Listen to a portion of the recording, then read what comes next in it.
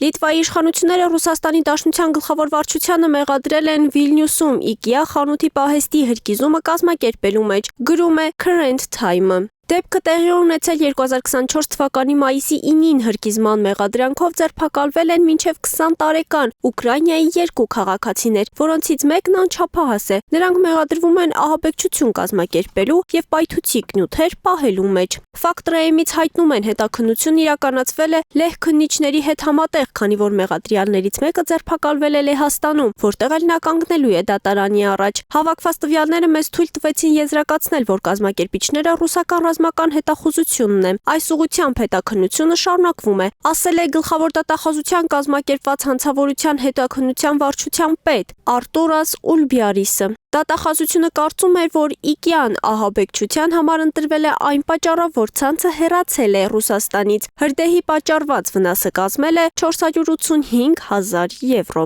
Մարինե Դվոյան, Արարատ Գրիգորյան, Եվրոմեդիա 24։